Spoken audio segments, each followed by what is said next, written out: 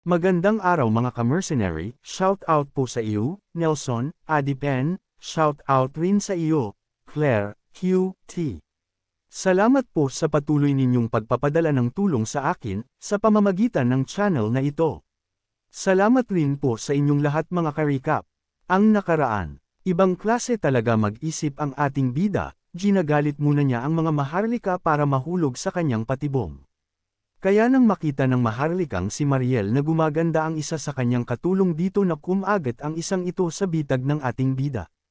Kaya pinuntahan niya si Ghislaine sa lugar nito para maisahan ang ating bida, kaya lang mali siya nang sinubukan. Pagpapatuloy, napatigagal si Mariel, halos hindi makahinga sa narinig na halaga.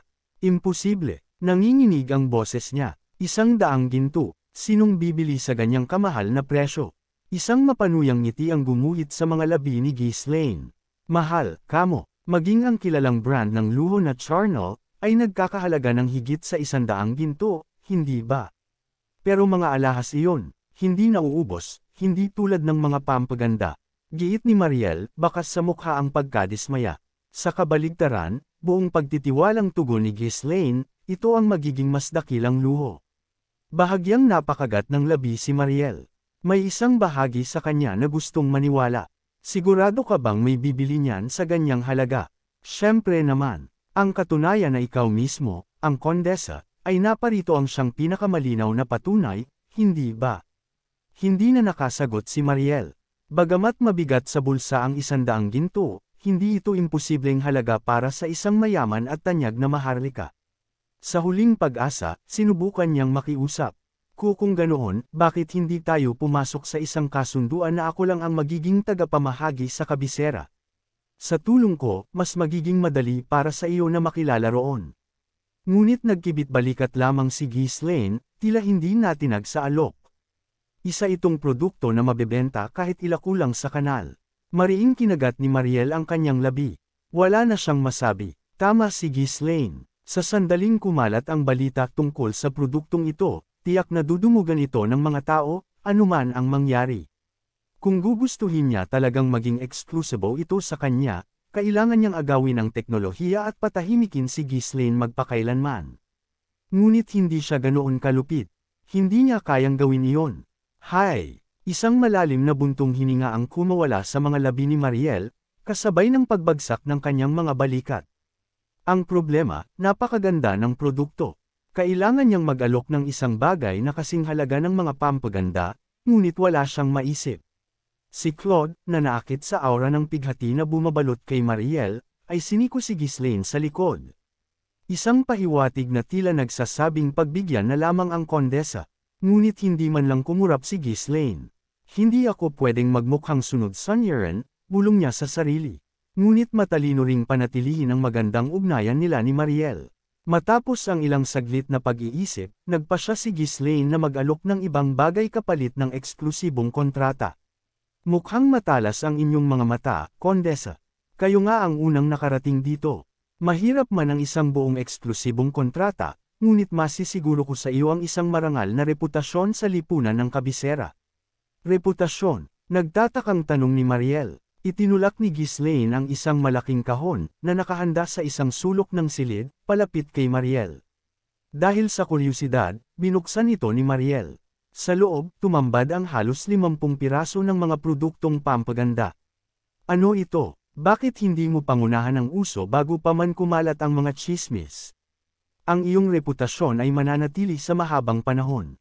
Tandaan, habang mas mahal ang regalo, mas lalo itong nagiging mahalaga. Isang matamis na ngiti ang sumili sa mga labi ni Mariel. Ibig mong sabihin, gagamitin mo ako upang isulong ang iyong mga pampaganda. Kung kakalat din lang naman ang balita, bakit hindi natin gawing kapwa kapaki-pakinabang? Makakatipid ako sa oras, at ikaw naman ay magkakaroon ng pangalan. Ituring mo na itong tanda ng aming pasasalamat sa pagkilala sa aming produkto bago pa ang lahat. Hindi masamang alok. Sa kanilang mga pagtitipon, ang kung sino ang nangunguna sa pagtatakda ng uso ay may malaking epekto sa reputasyon. Ang pagiging unang nakatuklas sa pampagandang ito at pagre-rekomenda nito sa iba ay magbibigay sa kanya ng dangal bilang isang taong may pambihirang panlasa. Sa ganitong paraan, ang napakataas na presyo ay naging isang kalamangan. Habang mas eksklusibo ang produkto, mas lalo nitong itataas ang estado ng mga gumagamit nito. Sige, tinatanggap ko ang iyong alok. Mabilis siyang sumang-ayon at kinuha ang kahon. Kung hindi niya makukuha ang eksklusibong kontrata, sisiguraduhin niyang makakamit niya ang katanyagan mula rito. Mauuna na ako, sabi ni Mariel sabay tayo. Hindi na siya nag-atubili. Huwag kang mag-alala tungkol sa promosyon. Kailangan niyang makahanap agad ng pagtitipon bago pa kumalat ang balita, upang maunahan niya ang lahat. Pagka-uwi niya, sasalain niya ang lahat ng imbitasyon at dadalo sa pinakamaagang pagdiriwang na mahahanap niya. Bahagyang yumukod si Ghislaine bilang pamamaalam. Mag-iingat ka. Ang uwak na nakadapo sa kanyang balikat ay ginaya rin siya at yumukod. Hindi nagtagal matapos kumilos si Mariel. Ang mga bulong-bulungan tungkol sa milagrosong pampaganda ay kumalat na parang apoy sa buong kabisera. Ang bigat ng kanyang pangalan ay sapat na. May mga bumili nito dahil lamang sa kanyang rekomendasyon, nang hindi man lang sinusuri ang tunay na epekto ng produkto. Sa kabila ng presyong halos abot langit, hindi nag-atubili ang mga maharlika na bilhin ang mga pampaganda. Kahit na napakamahal para gamitin araw-araw, para sa kanila, sulit na subukan ito kahit isang beses lang dahil ito ang produktong ginagamit mismo ng kondesa. Nagsisigawan sa tuwa sina Claude at Belinda sa walang tigil na pagbuhos ng mga order. Hindi ka panipaniwala, patok na patok ito. Ang mga gintong barya ay nagpatong-patong na parang bundok sa loob ng mansyon. Sa ganitong karaming pera, kaya na nilang sustentuhan ang buong asyenda sa loob ng isang buong taon. Hahaha. Aking kamahalan, paano kung iwanan na lang natin ang lahat at magnegosyo na lang tayo dito? Ito na ang pinakamadaling paraan para yumaman. Nagsimula ng magsalita ng kung ano-anong kalokohan si Claude, lubos na nalulunod sa ligaya ng pagbibilang ng pera. Napakabenta nito, kahit sa ganito kamahal na presyo. Hindi ba't dapat ay gumawa na tayo ng mas marami pa? Kailangang pukpukan ng bakal habang mainit pa. Bago kumalat ang balita sa buong kaharian, kailangan nilang magtatag ng isang maayos na sangay sa kabisera at maghanda na ipadala ang mga in-order mula sa asyenda patungo sa iba't ibang rehiyon. Kailangan nilang kumilos ng mabilis. Halos lahat sa paligid niya, lalo na si Claude, ay hindi mapakali sa pag-udyok sa kanya, ngunit nanatiling kalmado at hindi natitinag si Ghislaine. Maghintay ka, mayroon pang kulang. Anong ibig mong sabihin na may kulang? Kailangan na nating bumalik sa asyenda at simulan na ang produksyon kaagad. Sa kabila ng paulit-ulit na pangungulit ni Claude, hindi man lang kumibo si Ghislaine. Ang kanyang mga mata ay nakatuon sa malayo. Dapat ay may darating ng balita anumang oras ngayon. Hindi pa kaya nila naririnig ang mga bulong-bulungan. Dahil kay Mariel, mas mabilis pang kumalat ang balita kaysa sa inaasahan niya, at agad na. Naging mabenta ang mga produkto. Ngunit ang tunay na isdang gusto niyang mahuli ay hindi pa nagpapakita. Ilang araw pa ang lumipas. Nang malapit nang maubos ang mga naunang paninda, isang makisig at nasa katanghaliang gulang na Ginoo na malinis manamit ang dumalaw sa mansyon. Ako po ang hamak na mayordomo sa Marquisate ng Brantford. Kayo po ba si Baron Fenris? Isang matalas na kislap ang dumaan sa mga mata ni Ghislaine. Sa wakas, kumagat na sa piin ang isdang matagal na niyang hinihintay. Isang bitag na maingat niyang inilatag. Sadyang hindi nagpadala ng anumang regalo si Ghislaine sa tahanan ng mga Brantford, sapagkat alam niyang sa ganitong paraan, sila mismo ang mapipilitang lumapit sa kanya. Sino nga ba ang hindi makakakilala sa Marquis ng Brantford? Siya ang ministro ng sambahayan ng hari, ang haligi ng paksyong makamaharlika na katunggali ng Dukado ng Delphine. Sa buong kaharian, siya ang anino ng kapangyarihan. Sinasabing walang anumang bagay sa palasyo, gaano man kaliit, ang hindi dumadaan sa kanyang mga kamay. Bilang isang dakilang kamahalan sa silangan, ang kanyang pundasyon ay sintigas ng bato. At dahil dati siyang isang komandante ng militar bago pumasok sa korte, hawak din niya sa leeg ang sandatahang lakas. Kaya naman, ang pagbisita ng isang mayordomo mula sa ganito kadakilang tahanan kay Ghislaine, para lamang bumili ng ilang pirasong pampaganda, ay isang pangyayaring hindi kapanipaniwala. Isang bagay na tiyak na ikagugulat at pagbubulungan ng ibang mga maharlika kung malalaman nila. Pagkatapos ng mga formal na pagbati, agad na inilahad ng mayordomo ang kanyang pakay, bakas sa tinig ang pag-aalinlangan. Totoo po bang nakapagpapalinis ng balat ang pampagandang ito? Isang bahagyang ngisi ang gumuhit sa labi ni Ghislaine. Napakalawak naman ang tanong mo. Oo, nakapagpapabuti ito ng kutis. Sigurado akong narinig mo na ang mga usap-usapan, hindi ba? Ano ba talaga ang gusto mong malaman? Posible po bang pagkatapos gumanda ang balat ay bigla na lamang itong lumala? Sino ang makapagsasabi? Sagot ni Ghislaine, tila isang pas ang naglalaro sa kanyang huli. Ang pag-aalaga sa balat ay nangangailangan ng tiyaga at tuloy-tuloy na pagsisikap. Ang epekto nito ay nakadepende sa kung gaano kadalas gamitin, at nag-iiba-iba rin sa bawat tao. Hindi pa rin natinag ang mayordomo. Puno ng pag-iingat ang bawat tanong, sinusurang mabuti ang bawat detalye, mula sa mga sangkap hanggang sa kung mayroon na bang mga kaso ng masamang epekto. Tila nawalan na ng pasensya si Ghislaine. Iwinasiwas niya ang kanyang kamay, pagod na sa paligoy-ligoy. Diretsahan niyang tiningnan ng mayordomo. Mula ka sa tahanan ng mga Branford, hindi ba? Para ba ito sa binibini ng Marquis? Biglang natigilan ang mayordomo, ang mga salita ay tila naglaho sa kanyang lalamunan. Totoo po niyan. Tiningnan siya ni Ghislaine mula sa itaas, isang ngiting mapang-aliw ang nakapastil sa kanyang mukha, na parabang siya ay nanunood ng isang nakakatuwang palabas. Bakit mo pa itinatago? Nakarating na sa akin ang balitang nagtatago sa likod ng maskara ang anak na dalaga ng Marquis at hindi na halos lumalabas ng bahay. Pinipilit itong ilihim ng lahat, pero hindi yan isang bagay na madaling itago. Sa tingin mo ba, dahil bago lang ako rito ay wala akong nalalaman? Isang malalim na buntong hininga ang pinakawala ng mayordomo, tanda ng kanyang pagsuko. Panipi tuldok-tuldok-tuldok. Opo, para po sa binibini. Ayan, hindi ba't mas mabuti ang maging tapat? Humalaklak si Ghislaine at naglapag ng ilang pampaganda sa harap niya. Dalhin mo ang mga ito at ipasubok sa kanya. Ibinuhos ko ang lahat ng aking kaalaman sa paggawa nito. May alam din naman ako sa herbalismo at medisina. Hindi yun isang ganap na kasinungalingan. Tutal, hawak niya ang kaalaman sa mga makabagong pamamaraan na wala pang sinuman ang nakakaalam sa kasalukuyan. Ang problema nga lang, alam niya ang resulta ngunit hindi ang mga prinsipyo sa likod nito, isang lihim na siya lang ang nakababatid. Walang pakundangang nagpatuloy sa pagsasalita si Ghislaine. Kung hindi ito tumalab, ibig sabihin ay kailangan nating sumubok ng ibang paraan. Pag-usapan natin iyan kapag dumating na ang panahon. Masusunod po, akmang aalis na ang mayordomo nang magbitiw si Ghislaine ng isang huling, nakakagulat na pangungusap.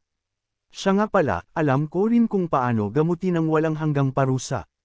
Nagbingi-bingihan ang mayordomo, tila walang anumang narinig at tumangging tumugon. Paano nga naman niya paniniwalaan ang isang bagay na imposible? Alam ng lahat na ang walang hanggang parusa, ay isang sakit na walang lunas. Para sa kanya, isa lamang itong pagyayabang. Ito ay isang reaksyong sanay na si Ghislaine. Napanguso siya at bamulong sa sarili, bakit ba napakahirap para sa kanila ang magtiwala? Siguro dapat ko nalang ibalik ang paring iyon. Samantala, sa mansyon ng Branford, masusing sinuri ng Marquis ang mga pampagandang dala ng kanyang mayordomo. Ito ba ang sikat na pampaganda ngayon? Opo, mahal na Marquis. Ito po ang inirekomenda ni Condesa Mariel Aylesbury.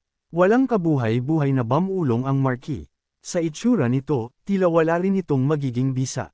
Kahit pa siya ang isa sa mga pinakamakapangyarihang tao na kayang yugyugan ang buong kaharian, may dalawang bagay na gumugulo sa kanyang isipan nitong mga nakaraang araw. Ang una ay ang Dukado ng Delphine. Ang Duke ng Delphine, na dating kilala sa kanyang katapatan sa pamilyang Maharlika, ay nagsimula ng magpalakas ng kanyang kapangyarihan. Bawat kilos niya ay agresibo, isang malinaw na banta sa katatagan ng kaharian. Sunod-sunod ang naging pagkatalo ng paksayo ng hari laban sa puwersa ng duke, at ang kanilang kapangyarihan ay unti-unting nanlamig at naglaho, na parang kandilang nauupos sa hangin. Ngunit may isa pang aninong bumabalot sa isipan ng Marquis, isang problemang mas personal at mas matagal nang nagpapahirap sa kanya, ang malubhang karamdaman ng kanyang anak na babae. Kung hindi rin ito tatalab, bulong niya sa sarili, mayroon pa bang natitirang pag-asa? Kung ang suliranin sa Dukado ng Delphine ay isang bagong sakit ng ulo, ang kalagayan ng kanyang anak ay isang sugat na matagal nang kumikirot sa kanyang puso. Nagsimula ito sa mga butik na bigla na lang sumulpot sa mukha at katawan nito. Kung iyon lang sana, marahil ay makakayanan pa. Ngunit lumalala ang mga sintomas sa ilalim ng sikat ng araw, nagdudulot ng matinding pangangati na hindi niya maipatulog. Ang paglabas ng bahay ay naging isang bangungot na imposible nang gawin. Subalit hindi ito isang malubhang sakit na nakamamatay. Walang sino man ang makatukoy kung ano ang sanhi nito. Ang banal na pagpapagaling mula sa isang pari ay nagbibigay lamang ng panandaliang ginhawa, hindi ito nagtatagal at agad ding bumabalik ang mga sintomas. Sinubukan na nila ang lahat ng uri ng gamot na sinasabing mabisa, ngunit ang kanyang kalagayan ay nanatiling isang mapait na katotohanan. Ako na mismo ang maghahatid nito sa kanya. Dahan-daang tinahak ng Marquis ng Branford ang pasilyo patungo sa silid ng kanyang anak. Doon, pinutol ni Rosaline ang lahat ng ugnayan sa labas ng mundo, namumuhay mag-isa sa isang madilim na silid. Dahil sa pagtatago ng dating liwanag ng tahanan, ang buong mansyon ay nabalot sa isang mabigat at malungkot na katahimikan. Lubos niyang nauunawaan ang pag-aatubili nitong ipakita ang kanyang mukha na puno ng mga batik. Maging siya, bilang kanyang ama, ay nahihirapang itago ang pangangilabot sa tuwing nakikita ang lumalalang kalagayan nito. Ngunit hindi na niya maaaring hayaan ang mga bagay na manatili sa ganito. Hindi na natin maaaring ipagpaliban pa ang kasal. Matagal nang binalak ng Marquis ang isang pampulitikang kasal sa isang pamilyang maharlika na nananatiling neutral, isang hakbang upang labanan ang lumalakas na kapangyarihan ng duke. Subalit, patuloy na humihingi ng palugit ang kanyang anak, ipinagpapaliban ang kasal. May hangganan ang pasensya ng isang tao. Isinaalang-alang ng Marquis ang damdamin ng kanyang anak kaya't ipinagpaliban niya ang kasal hanggang ngayon, ngunit hindi ito maaaring ipagpaliban magpakailanman. Napakahalaga na patatagin ang kapangyarihan ng paksayon ng hari bago pa man lalong lumawak ang impluwensya ng Dukado ng Delphine. Nang buksan niya ang pinto, iilang kandila lamang ang sumalubong sa Marquis. Mahigpit na nakasara ang mga bintana, natatakpan ng makakapal na kurtina, at ang mga mamahaling ilaw na mahiko ay hindi man lang nakasindi. Ang kanyang anak, si Rosaline, ay nagbabasa ng isang libro sa tabi ng andap-andap na liwanag ng kandila. Ang kalagayan niya ay walang ipinagkaiba sa isang bilanggo na nakakulong sa tore, isip ng Marquis. Pinigilan niya ang mapait na pag-iling habang iniaabot ang mga pampaganda na may pilit ng ngiti. Rosaline, subukan mong gamitin ito. Isang sikat na pampaganda raw ito ngayon. Sabi nila, mabuti ito para sa balat. Dahan-daang itinaas ni Rosaline ang kanyang ulo. May silbi pa ba iyan? Kalmado ang kanyang boses, ngunit sa ilalim nito ay may kumukulong damdamin na nagmumula sa kaibuturan ng kanyang dibdib. Sandaling tinitigan ng Marquis ang namumulang mga mata ng kanyang anak bago muling nagsalita. Inirekomenda ito ni Condesse Aylesbury. Sa mga salitang iyon, isinara ni Rosaline ang kanyang bibig. Kilala niya si Mariel. Hinangaan niya ito mula pa noong bata siya. Si Mariel ay isang taong gumagamit lamang ng pinakamahuhusay na produkto at nagtatakda ng uso sa lipunan. Imposibleng magrekomenda siya ng isang bagay na walang silbi. Iwanan mo na lang dyan. Masusunod. At isa pa, balak kong ituloy na ang kasal sa lalong madaling panahon. Maghanda ka. Pinigilan ni Rosaline ang kanyang nagbabadyang emosyon at sumagot. Inaasahan mong magpapakasal ako sa ganitong kalagayan. Sa itsura kong ito, hinding-hindi ako mamahalin, at ituturing lamang akong isang halimaw. Nais mo bang mabuhay ako habang pinagtatawanan at hinahamak ng mga tao? Malamig na pinutol siya ng Marquis. Ito ay para sa kapakanan ng pamilya. Hindi na ba mahalaga ang buhay ko? Mas mahalaga ang pamilya. Dahil doon, naglabas si Rosaline ng isa pang punto. Sa tingin mo ba ay masisiyahan ng binatang mapapangasawa ko kapag nakita niya ang mukha ko? Hindi ka ba niya kasusuklaman sa huli dahil sa pagpilit sa kasal na ito? Sa tingin mo ba ay mananatiling matatag ang alyansa ng dalawang pamilya? Sumagot ang Marquis na may halong pangungutya. Ano naman ang magagawa niya, kahit na masaklam pa siya? Lahat ng kasal sa pagitan ng mga pamilya ay ganyan. Kapag umabot na siya sa edad na maging kamahalan, tiyak na makakalkala na niya ang mga benepisyo. Habang pinahahalagahan ni Rosaline ang personal na relasyon, ang Marquis ay gumagawa ng desisyon mula sa isang purong pampulitikang pananaw. Walang sino man ang maaaring magsabi kung sino ang tama. Ang kalikasan ng mga relasyong hinahanap ng mga tao ay nagkakaiba sa bawat isa, lalo na sa mga maharlika at mga nasa kapangyarihan na posisyon. Pagkatapos magsalita, tumalikod na ang Marquis at nilisan ang silid. Napabuntong hininga si Rosalyn, dahan daw ang tumayo, at sinimulang ipahid ang pampaganda sa kanyang mukha. Mahirap sabihin kung siya ba ay naglalagay ng pampaganda o nagpupunas ng mga luhang hindi na niya mapigilan. Ilang araw matapos niyang simulang gamitin ang mga pampaganda, sumuko si Rosalyn. Isinantibi niya, ang mga ito, ang puso'y puno ng kabiguan. Gaya ng inaasahan ko, wala itong silbi. Bahagyang bumuti ang kanyang balat, ngunit hindi nawala ang mga batik. Ang kanyang kutis ay mayroon pa ring mga pulang marka, at ang kintab na idinulot nito ay lalo lamang nagpamukha sa kanyang itsura na kakaiba at nakakatakot. Blag! Napatingin si Rosalyn sa salamin, ang mukha'y napuno ng galit. Dinampot niya ang isang baso mula sa mesa at ibinato ito ng buong lakas. Ang tunog ng nabasag na salamin ay umalangaw sa labas ng silid, ngunit walang sinumang lumapit. Muli siyang bumalik sa pag-iisa sa madilim na silid, ang tanging hiling ay matapos na ang paghihirap na ito. Sa mga sandaling iyon, isang anino ang dahan daw ang papalapit sa tarangkahan ng mansyon ng Branford. Hoy, nariyan ba ang Marquis? Sinuri ko na ang lahat, kaya huwag niyo nang sabihing wala siya. Isang gwardya ang hamarang sa kanya, ang boses ay matigas at puno ng awtoridad.